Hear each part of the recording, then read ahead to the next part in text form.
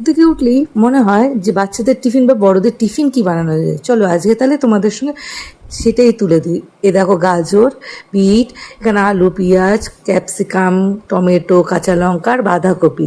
গাজর আর এটাকে একদম আমি ঘষে নিয়েছি। আর এটা আমার চপারটা দেওয়াতে আমার একদম মিহিন হয়ে যায়। আর তার মধ্যে একটু মশলা দিয়ে নিলাম।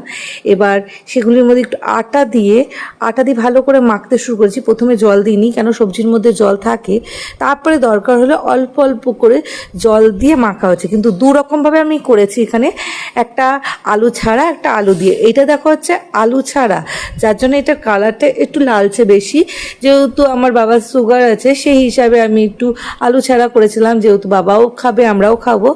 আর একটা করেছিলাম এটা দেখো এইটা হচ্ছে আলু দিয়ে। আলু দেওয়াটা একদম একটু সাদা, আর যেটা আলু ছাড়াটা একটু লালচে বেশি হয়েছে। আর আলু দেওয়াটা না একটু বেলতে একটু অসুবিধা হয়, যেহেতু ওইটার মধ্যে একটু নরম নরম ব্যাপারটা থাকে, আলুর জলটা একটু বেশি থাকে, তাই আস্তে করে বেলে এরকমভাবে আস্তে আস্তে করে নামিয়ে নিতে হয়। তো দিয়ে আমি তাওয়াতে একটু ভালো করে একটু এক দুপাশ উল্টে পাল্টে আমি ছেঁকে নিয়েছি। তো তোমরাও হালকা করে এরকমভাবে ছেঁকে নেবে। আর তার মধ্যে তোমরা যে যেরকম তেল দিতে পারবে, অয়েল, তোমরা এরকম ছেঁকেও খেতে পারো, কিন্তু আমার দুষ্টু কিন্তু একদম পারবে না। তাই জন্য এটার উপর দিয়ে হালকা তোমরা যে অয়েল ব্রাশ করেও খেতে পারো, কিন্তু আমি একটু এত সবজি খাওয়াচ্ছি, ভাজা না হলে মুখে পড়লে দুষ্টু খাবে না, তার জন্য অল্প তেল তো দিতেই হয়।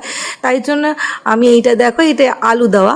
তো এইটার মধ্যে যতটা পেরেছি কম করে অয়েল দেওয়ার চেষ্টা করেছি।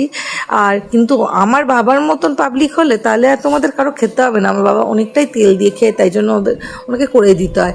এটা আলু দিয়ে যেহেতু, সেটা একটু দেখো একটু সাদা টাইপের হয়েছে।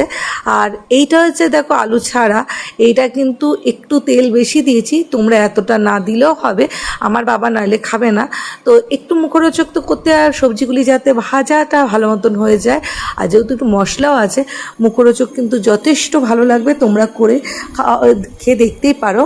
আর আমি এইটাই সঙ্গে সঙ্গে তুলে দুষ্টুকে টিফিনে দিয়ে দিয়েছিলাম। আমি একটা দুটো বেশিই দিয়ে দিই, ফ্রেন্ড সার্কেলরা থাকে তারাও যাতে একটু খেতে পারে। আর তার সঙ্গে একটু কিষানের সস দিয়ে দিয়েছিলাম। কিন্তু তোমরা এটা টক দই বা পুদিনা চাটনি দিয়েও খেতে পারো। তা আমরা টক দই দিয়ে খেলেও দুষ্টু কিন্তু একদম সস ছাড়া খায় না, তাই জন্য ও খেয়েও গেছিলো। দেখো ওকে যতটা পেরেছিলাম কম তেলে, বুঝতেই পারছো এখানটা হালকা যতটা পেরেছি। আর আমার মা খেয়েছিল, বাবা খেয়েছিল টক দই দিয়ে, কিন্তু আমি কিন্তু টক দই আর সস দুটো দিয়ে খেয়েছিলাম। দেখো লালচে যেটা সেটা গাজর দেওয়া, আলু ছাড়া, আর পিছনেরটা হচ্ছে আলু দেওয়া। তো তোমাদের কেমন লাগছে এই রেসিপি অবশ্যই জানিও। ভালো ভালো ভিডিও দেখতে লাইক কমেন্ট শেয়ার অবশ্যই করতে ভুলো না। টাটা।